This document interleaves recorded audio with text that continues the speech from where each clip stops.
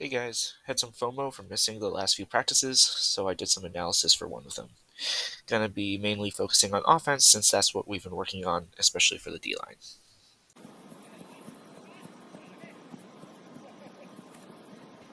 Here we're starting in standard hex positions. Ken is starting on the open side, but he starts to drift to the break side to set up his initial cut. He checks in with the disc, sees that the dribble stops with Alex, um, and he makes the decision to clear the space deep, giving the space to Jonathan to cut under.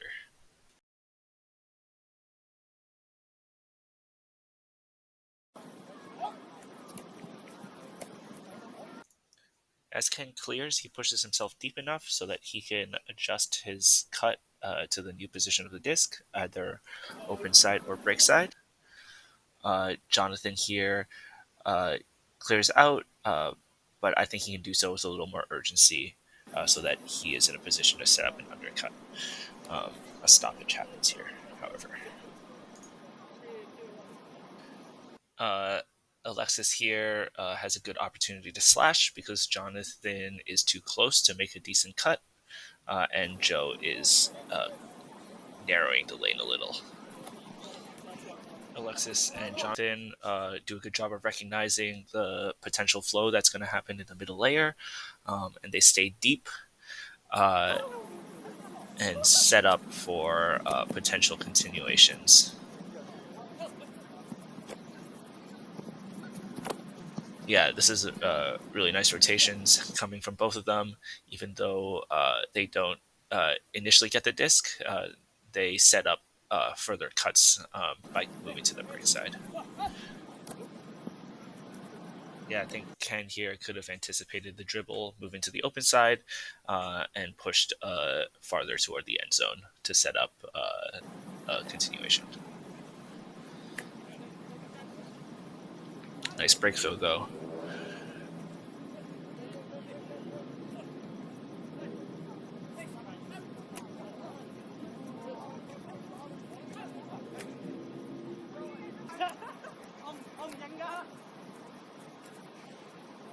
Yeah, a bit of a recurring theme in this practice.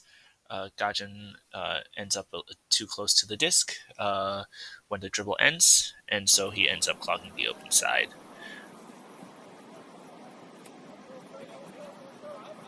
A bit of an unfortunate turnover. I think this can be attributed to a little bit of rushing from on Toe's part and not establishing connection with Chris first.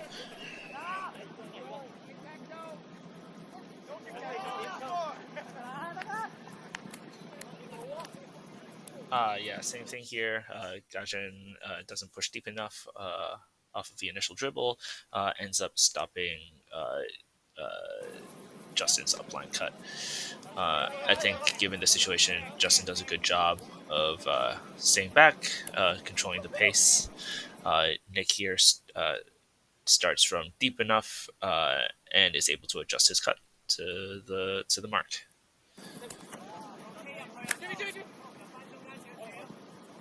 Nice flow from the D line.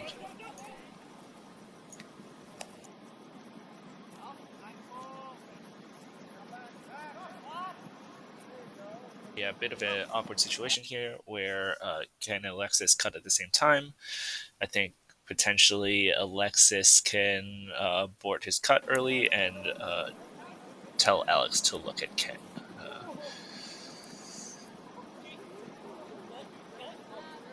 Nice throw from JB.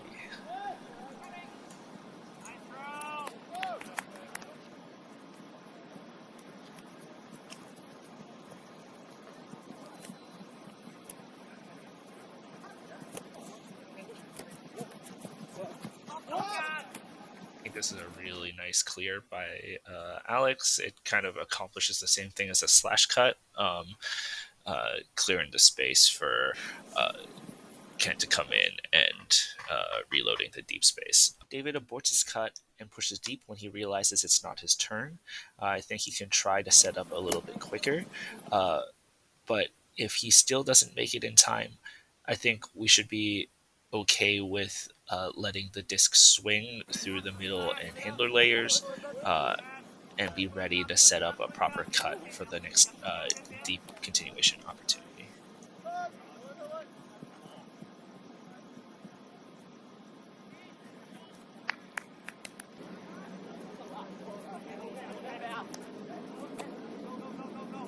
Similar story. Toe is too shallow to make a proper in cut off of the end of the dribble. I think Nick can also be a little bit closer to make the poach punish a little easier.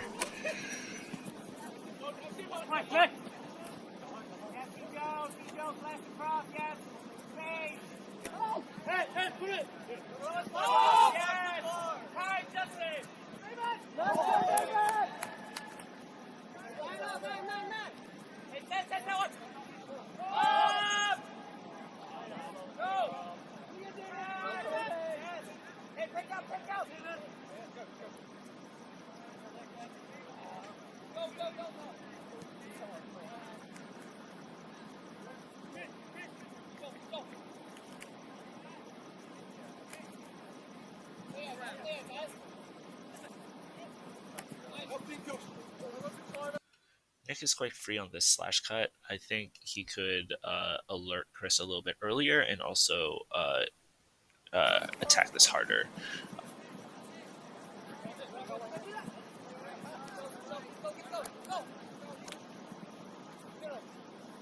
It's a really nice find and opens up a ton of space.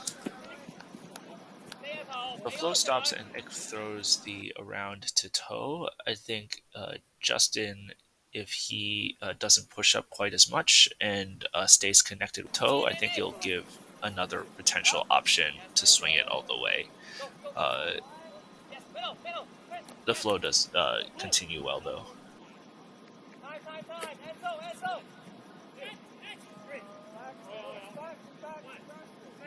I see what Justin wants here. Given the poach, he probably wants this around backhand for free.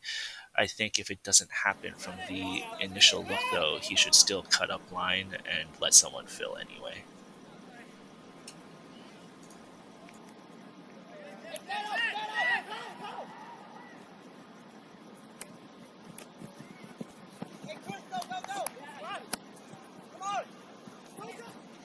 Jonathan pushes up a little too deep and too close to the disc, allowing Joe to narrow the lane.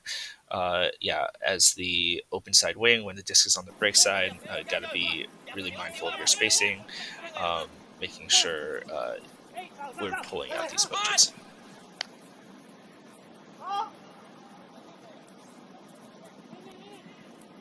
Drop. Yeah, off of this MRT, Jonathan can definitely play a little more aggressive because a lot of our players are still catching up. Here he could have just immediately gone to the open side, which he does eventually.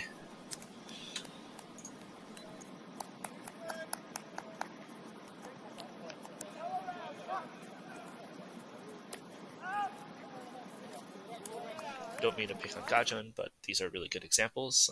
If he starts a little bit deeper and more to the break side, he probably would have found a better angle into the space that Joe creates with his upline cut.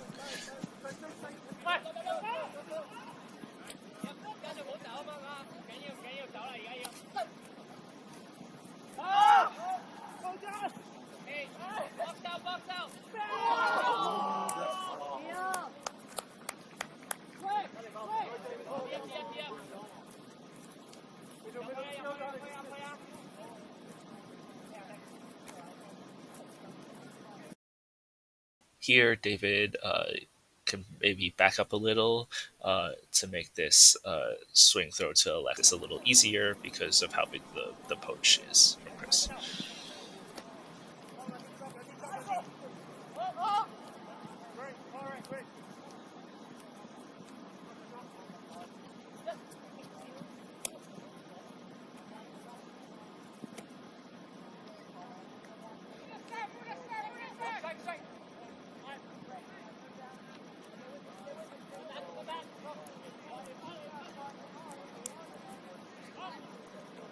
And does a really nice job here biding his time and making a good undercut from the deep space.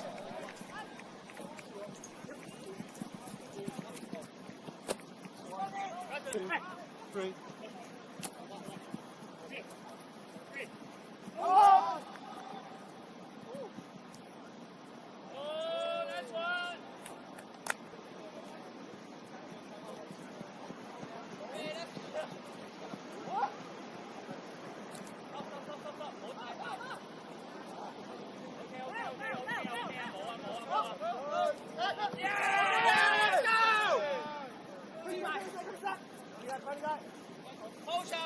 Yes， 唔好走晒，係啦 ，nice， 唔好走晒，繼續打啦嚇，走啦圖，走啊 ，nice，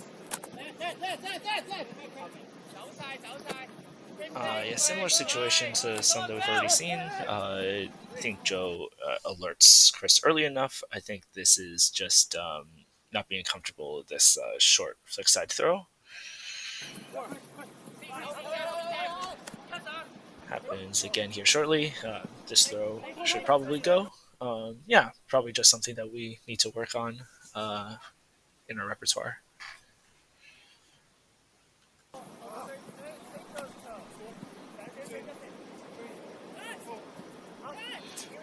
Yeah, here Johnson should probably pick up the disc and start the dribble. Just like the momentum here would be so valuable. Instead, he has to come back under, and then everybody else is able to catch up. He can also play a little more aggressively in this spot now that he has the space.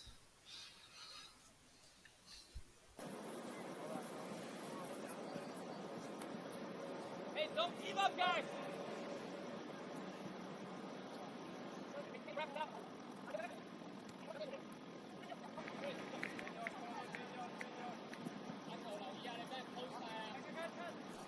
Yeah, Ant does a good job of pulling two defenders away from the open lane. I think JB has a lane to cut under here. I think he wanted the immediate inside flick, but if that doesn't happen, I think he should take the lane, similar to an earlier situation, where he should create movement if the first option he wants isn't there.